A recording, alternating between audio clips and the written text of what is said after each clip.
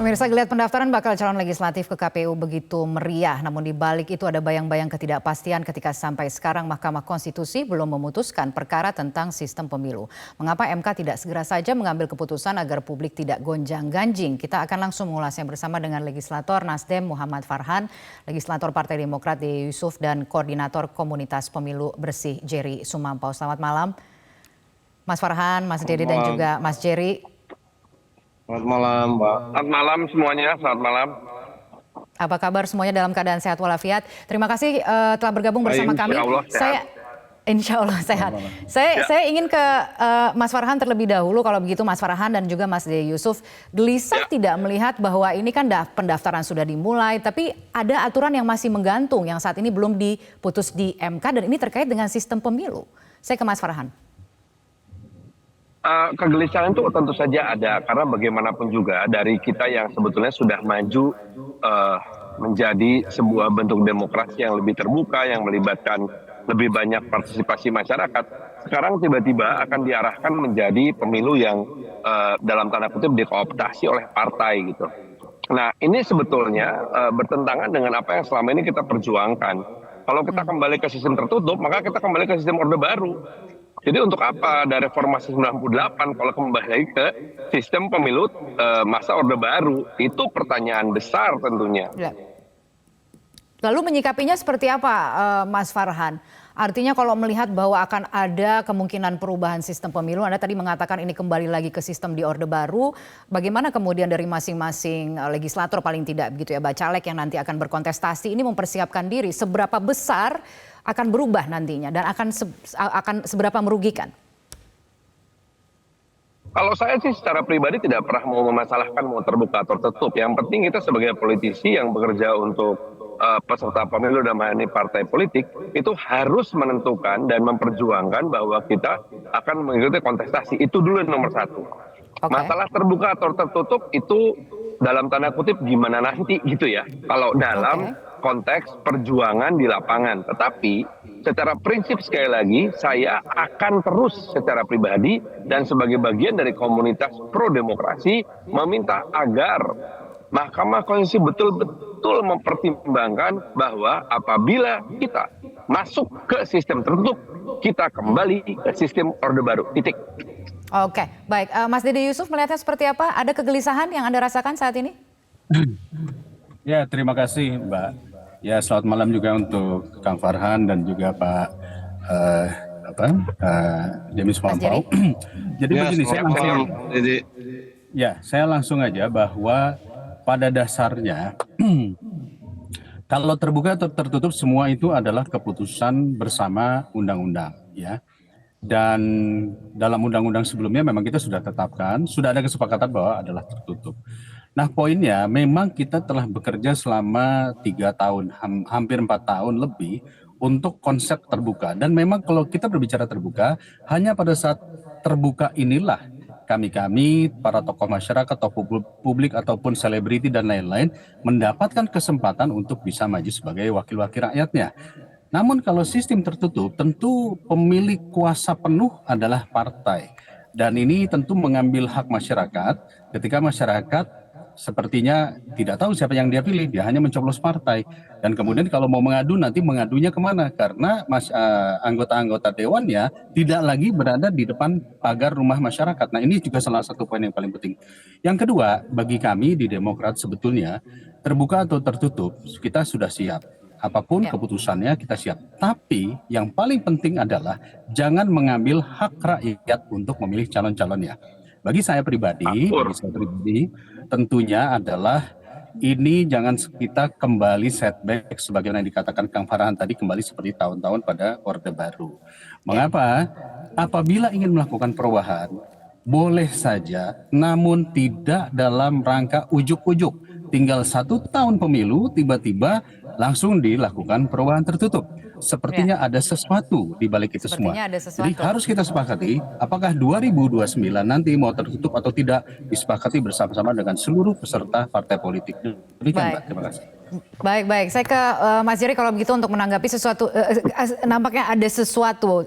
Sesuatunya apakah kemudian kalau kita bicara dalam konteks ini kan sudah mendekati begitu ya kontestasi, hanya diberi waktu 1 tahun jika memang kemudian harus dilakukan penyesuaian.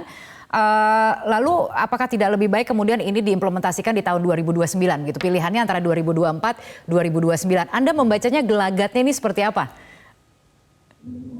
Iya, terima kasih Mbak Kania. Selamat malam, salam Kang Deddy dan Mas Farhan. Iya, saya kira percakapan tentang tertutup dan terbuka ini memang menjadi percakapan yang sudah melebar kemana-mana ya. Oke. Saya kira nuansa kepentingan politiknya terlalu kuat di situ, yang membuat kita nggak bisa mendudukan sistem itu dalam posisinya yang sebenarnya. Yang mau saya katakan begini sebenarnya Mbak, memang nggak begitu kan gini. Ini ada orang yang menggugat ke MK, lalu MK kemudian memang agak genit beropini macam-macam dan memicu kontroversi di mata publik. Kalau kita perhatikan, ini gugatan yang oleh MK itu juga agak lama diputuskan. Kan gugatannya sudah lama nih dan lama diputuskan, juga memperlihatkan bahwa di MK itu tidak clear dari pengaruh-pengaruh politik di luar ya, sehingga mungkin nanti keputusan tentang tertutup dan terbuka ini tidak juga genuine di MK gitu ya. Dan ini yang memicu kontroversi kan, apalagi kemudian ada beberapa hakim MK itu rajin beropini yang menurut saya semestinya tidak perlu. Nah, tetapi saya kira sebetulnya tidak persis tertutup dan terbuka yang sekarang sedang terjadi ya, karena sebagaimana yang banyak dikemukakan, dulu MK tidak memutuskan sistemnya menjadi sistem tertutup. Hanya penentuan perolehan kursi yang berubah dari ada persentase 30% menjadi sistem suara terbanyak kan gitu ya. Jadi yang kita perdebatkan sekarang sebetulnya adalah apakah kita mau menggunakan sistem penentuan perolehan kursi yang diperoleh partai berdasarkan sistem suara terbanyak atau tidak. Karena gini juga Mbak sebetulnya, kalau kita bicara sistem terbuka dan tertutup mungkin tidak persis sama juga sebagaimana opini yang dikembangkan sekarang. Apakah memang partai politik akan betul-betul mengkooptasi semua caleg, menentukan segala-galanya seperti yang pengalaman traumatik kita di masa Orde Baru?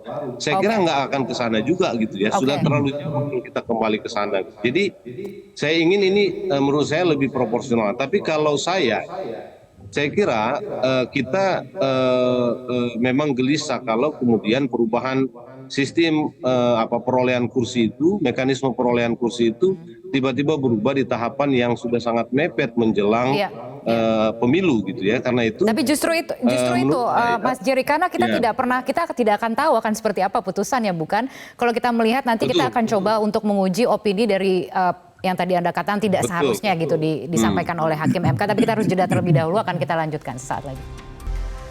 Pemirsa, kembali kami lanjutkan perbincangan. Saya langsung ke Mas Jerry lagi untuk melanjutkan tadi ya perbincangan. Jadi kan sebenarnya tadi Anda mengatakan bahwa ini kan putusannya terlalu lama dan kemudian juga Hakim MK terlalu banyak beropini, ada begitu banyak ketidakpastian. Sampai-sampai kemudian kita sudah hampir mendekati batas waktu begitu ya. Artinya kan ini para bacalek juga harus bersiap diri. Nah, ketika kemudian sistemnya belum bisa ditentukan, bagaimana upaya untuk bisa mempercepat ya, tanpa tentunya kita menghormati begitu ya MK begitu dalam mengambil keputusannya. Tapi apakah memang bisa dipercepat? Gimana? Apakah memang bisa dipercepat untuk mengambil keputusan tersebut untuk mengakhiri ketidakpastian ini? Ya sebetulnya cepat dan tidak itu kan MK yang menentukan, dan kita punya banyak pengalaman di mana MK bisa cepat gitu ya. Makanya tadi saya bilang kelambanan MK membuat keputusan, saya kira ada faktor lain di belakangnya. Jadi pengaruh-pengaruh antara yang ingin terbuka dan tertutup, katakanlah kita pakai istilah itu, ini kan berarti sudah masuk di MK, sehingga MK menjadi bingung kapan baiknya dia putuskan ini. Kalau logikanya kan begini atau asumsinya begini, kalau dia makin lama memutuskan, itu berarti kan ada banyak hal yang harus dia pertimbangkan, tidak semata-mata materi gugatan. Nah ini yang sebetulnya tidak boleh. gitu ya. Jadi kalau kita mau mempercepat ya memang kita harus dorong dan desak MK secepatnya memutuskan. Tapi saya kira mungkin keputusan kompromistis yang paling baik itu ya kalau memang MK mau tertutup ya, kalau ini kan kita mengandai-andai ya. Kalau memang MK mau tertutup ya sebaiknya itu diputuskan secepatnya, tapi digunakan itu untuk pemilu berikutnya. Untuk periode sekarang ini atau untuk pemilu sekarang ini mungkin kita sebaiknya tetap pakai sistem terbuka atau sistem yang sekarang kita pakai ya, kita pakai gitu. Karena kan pencalekan jadi ini apapun sudah keputusannya nanti baru akan diberlakukan di pemilu berikutnya, jangan di pemilu yang sekarang karena waktunya terlalu sempit. Keputusan begitu makanya. Jadi MK tapi kemudian mengatakan ya kita ke depan pakai sistem tertutup, tapi sekarang sekarang ini kita tetap pakai sistem terbuka gitu ya, karena memang sudah agak repot kalau beralih ke sistem tertutup ya, artinya tidak hanya soal caleg sebetulnya dan partai, tapi ini soal masyarakat. Sebagaimana yang tadi Mas Farhan bilang, ini soal masyarakat juga gitu. Jangan bicara tentang sistem itu juga hanya kaitannya dengan partai politik dan para caleg. Kita harus perhatikan masyarakat juga ya. Kesiapan masyarakat untuk masuk kepada formula atau mekanisme yang baru itu kan satu hal yang harus kita pertimbangkan. Kesiapan masyarakat seharusnya kalau misalnya tertutup bukankah jauh lebih simpel? Begitu saya ingin ke Mas Dede dan juga Mas Farhan. Silahkan Mas Farhan terlebih dahulu. Menurut saya bukan masalah simpel atau tidak simpel. Kalau pikirannya cuma simpel-simpel aja, terus ngapain kita reformasi 98? Mau simple, ya udah aja kita minta anak Pak Harto jadi presiden lagi sekarang. Simple banget itu. Mau simple ya. Tapi demokrasi tidak pernah simple. Itu rumit Bang Farhan. Tapi ada omongan misalnya sekarang tidak pernah simple. Demokrasi adalah sebuah sistem keotik yang kemudian kita sepakati bersama sebagai sebuah konsensus untuk menjalankan negara ini. Kan gitu. Kalau mau simple ya udah kita cari aja siapa anak presiden yang pernah jadi presiden, silahkan jadi presiden. Mau gitu. Baik, Mas Dede Yusuf bagaimana? Tapi makanya begini ada bagi omongan saya. Sekarang misalnya sistem hybrid begitu. Ini kan banyak sekali informasi begitu. Bagaimana kemudian mencernanya dan bagaimana masyarakat bisa mempersiapkan diri tentunya. Saya boleh ke Mas Dede terlebih dahulu, Mas Jerry? Silakan Mas Jerry. Mas Dede, mohon maaf. Silakan. Baik, terima kasih. Jadi memang saya pikir sangat benar apa yang disampaikan tadi. Kalau berbicara politik, paling penting itu adalah hak rakyat untuk mendapatkan wakil-wakilnya. Jadi biarlah mereka yang memilih siapa wakilnya.